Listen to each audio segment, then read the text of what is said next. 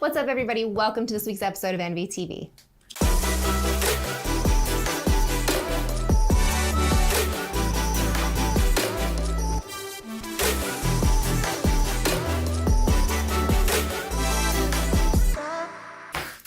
Hey everybody, today we are here with Jessica Wendland, who is a real estate agent. We're going to be talking a little bit today about if you're going to prep your home to sell it, what should you be looking at, what should you be doing? So hi Jessie. Hello. Thanks for sitting down with us today. You're welcome. So when somebody's prepping to sell their home and they're thinking about things more on the aspect of the actual physical home, what should people be doing to prepare for that? Okay, so I think somebody should start thinking about decluttering, organizing, kind of removing all of the objects that really aren't necessary, like in a playroom, toys, paperwork, little knickknackies that are just cluttering up the countertops. The less you can have in the home, it's going to kind of open it up and make it feel bigger. So if the more you have in the home, it's going to kind of make it feel smaller. Right. So I've been told before by a different realtor that you should take down the pictures of you and your family and relatives, because they told me that it's because then it gives the people looking at it the option to think of it more as their home instead of your home. What do you think about that? I definitely think also for confidentiality purposes, and privacy, I think that's a good idea. I just think the more that they can picture themselves in there, the better it's going to be. I don't even mind vacant homes, to be honest, because then they can picture their couch in there. Or if they've got the seller has the home decorated in chickens, they're going to be wishing it was apples, or So sometimes it's really hard to see past other people's stuff. So I would say yes, the less you can have of your personal tastes and touches, the better, because then they can kind of start picturing their personal belongings in the home. Well, and I like that you touched on the clutter, because I know just from myself looking for a home, there is nothing worse than trying to look at homes online and seeing a house that you think really could be a potential good home, and then you see the photos inside and it's just a mess. Yes. Because that really turned me off from a lot of houses. So I'm glad that you touched on that, because it's actually very important that you are picking up like that. So we touched a little bit on the inside. What about the outside? Are there things that we should be doing to prep houses for on the external of the home? Absolutely. We want to have good curb appeal. So mowing the grass, manicuring the landscaping and the flower beds. I think that's really, really important. Even just maybe some maintenance on the house, like chipping a paint on the windowsills. If there's some blemishes on the house or the roof, definitely taking care of those things. Going back to the clutter, though, I did want to talk about something in the pictures. So pictures are so very important. Because the first showing is online, like Sam talked earlier. So the first showing is online. So even when we get to the house, if there are a lot of things on the kitchen counter. So when we're taking pictures, we may remove the toaster and the coffee pot and all of the stuff that is on the counters, just because we want to have a more clear picture of the home, and then we can put the stuff right back on there. So when we come to take the pictures, I think it's also very important to declutter the countertops so that they can kind of see the length of the counters. Well, and I'm glad you touched on that, because I think I've obviously had friends that have bought and sold homes, and I had one friend that actually was upset that the realtor came in and moved their things. Okay. So I think it's important for people to know, let the realtor do what they need to do to take your photos, because they know what they're doing. Right. So let them do what they need to do to get your house looking the best for the photos. We try to put everything back. I definitely think that it would be expected to put everything back as it was when we got there. Most of the time, though, the sellers are there with me, so they help me. Hey, let's move this or move that, or and then I always help them put it back too. A lot of times they're like, no, I'll get it, but I definitely don't like to leave a mess behind for sure. And that's good. So I do think when you're prepping to sell your house, a few things that you should be looking for is getting the price, the location, and the condition all in a line. And I truly think that's when it's going to sell. So the location is the location that it is. The school district is either going to bring it up or bring it down. The location of the home is going to bring it up or down. Is it in an area that's desirable or non-desirable for people? I think that's going to bring the price up or down. The condition of the home is very important, and it doesn't always just mean, are the toilets clean? It also means, is it 4 bedrooms or 2 bedrooms? Do we have 50 acres or do we have 2 acres? Does it have a new roof, or does it have a roof that needs repaired or replaced? So I think that condition, again, is going to bring the price up or down. So if we've repaired everything and we have no issues, that might bring the condition of the home or the price up a little bit. And then we have to match that price to those conditions and that location. So once you get all 3 of those things in a line, that's where your house is going to sell.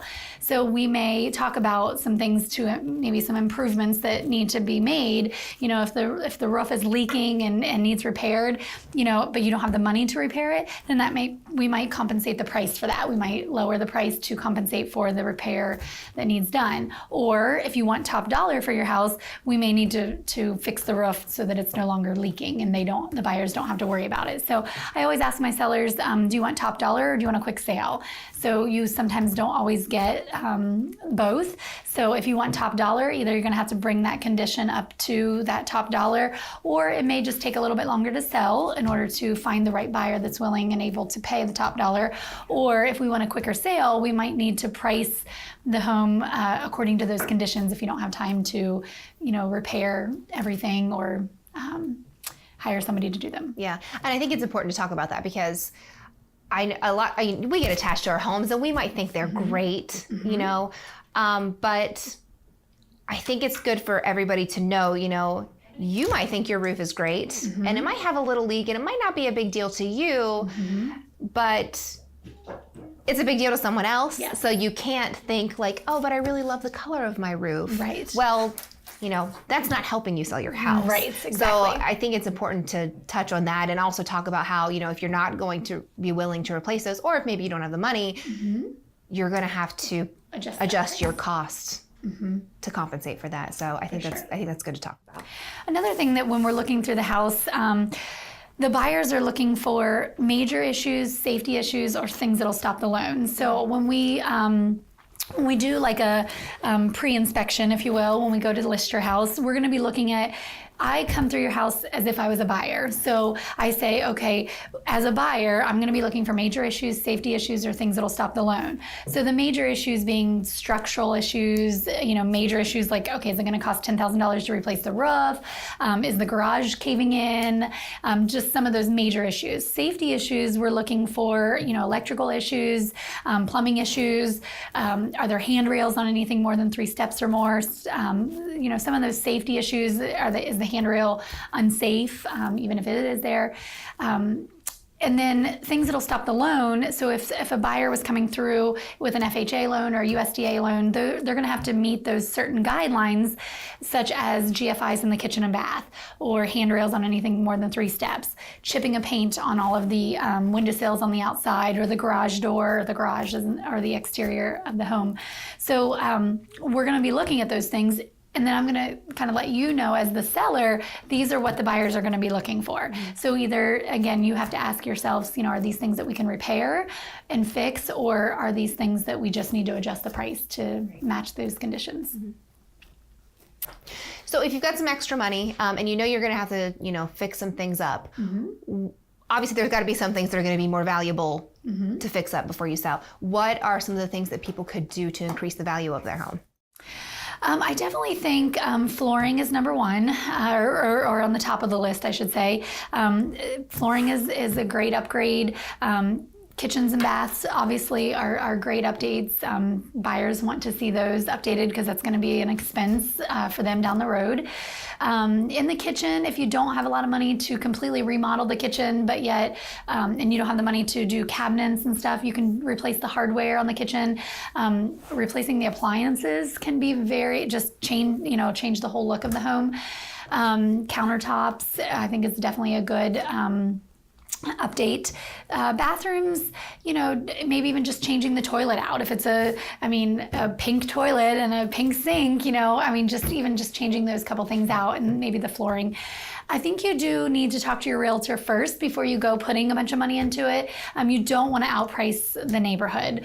I see that a lot. A lot of times people are like, well, I want to do this, this, and this. And I get to the home and I'm like, this is fine. This flooring is not that bad. Or, I don't think you're going to get the money back out of it that's going to make sense for you. So just be really careful doing all those updates, putting granite countertops in your home in an area that isn't going to really get you much more return on investment. So just be careful doing too many updates before you speak to a realtor, and kind of get a second opinion first. Yeah. Right. So important thing to touch on. I'm just going to say it again. Yes. Call your realtor Yes. before you start doing any upgrades. Absolutely. Yes, I that's 100% important. agree. Yeah.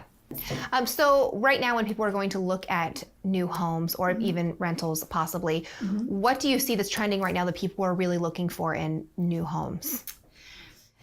I think that people are looking for the number of bedrooms that is going to fit for their family. I definitely think each individual is looking for something different. Some people are looking for acreage, and other people are looking to live in town close to the restaurants and the shopping and the banking and stuff like that. So we sit down and we kind of do a little buyer consultation, and we say, what are you looking for? How many bedrooms do you need? Do you need a basement? Do you need a garage? Do you need acreage? What are your wants and needs? And then we sit down and we set them up on like an automated email search. So anything with a status change, any new listings or any kind of status change, such as a price reduction or back on the market or a contingent status or something like that, they're going to get an automated email. So if I'm out with a client or doing a video like today, then somebody puts a new listing on the market, they're going to get that automated email immediately. So without me manually looking at them every day. And then I always tell them, as soon as you see that email that comes through that you're interested in, give me a call and we can go look at it. Do you think that technology, it's obviously changed the way that the housing market is done. What do you think is the biggest way that you've seen technology is helping sellers? I definitely think it's getting out there.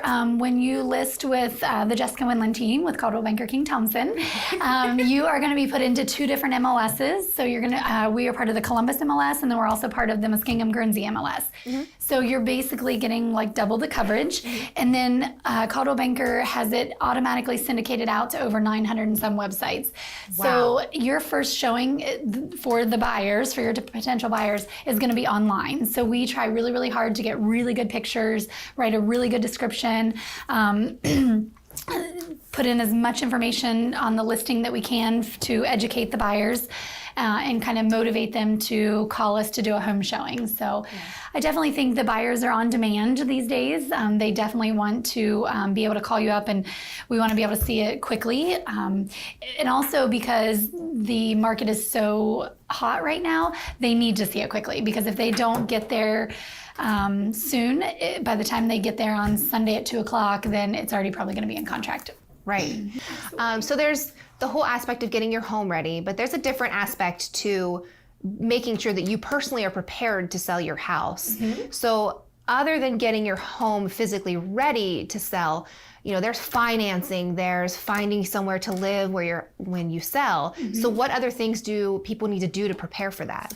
I think you need to look into making sure what your payoff is, making sure that we are going to sell your house for enough that you're going to have the comfortability to move forward. So such as we would do a net to seller. So if we're going to sell your house for this much money, what are you going to net? So we would sit down and do a net to seller, and we would say, okay, if we sell your house for this, these are all the expenses that are going to come off the top, and then this is what you're going to net. So then I would say to the seller, does that provide enough for you to move forward? Such as, how much do you need to move forward with a down payment? Or, what do we need to move forward to rent a home if you're not ready to buy again, or something like that? So what do we need for the transition period where you're going? Also, I would ask, what happens if we sell quickly, because this market is hot and this is crazy. So if we sell before you find a place to buy, what does that look like for you? So are we going to have to rent a place? Are we going to have to, do we have a camper to live in? Do we have mom and dad to move into? So definitely kind of planning and preparing for when it does sell. We want to make sure that you are comfortable moving forward and not homeless, or don't have a plan, or don't have enough money to move forward as well. So if somebody does sell their home very quickly, and let's say they don't have a backup plan, let's say you're the one that's helping the seller, can you also help them find a rental space for the interim if they need your help with that? Yes and no. I mean, rentals are hard to find right now. I'm not gonna lie. People are getting lots of money for renting versus even buying. So sometimes it's more expensive to rent than it is to buy. There are waiting lists for rentals right now. I mean, I have a couple friends that have some rentals, and they said first time in years that they have waiting lists just because there's just not enough to go around. So we can try to help find a rental, but it would be probably easier or in my expertise to find a home to buy if you're looking to buy, to be honest. Well, guys, thank you so much for tuning in. We hope you can take something out of the video, the importance of a real estate agent. So thanks for tuning in. We'll see you next week.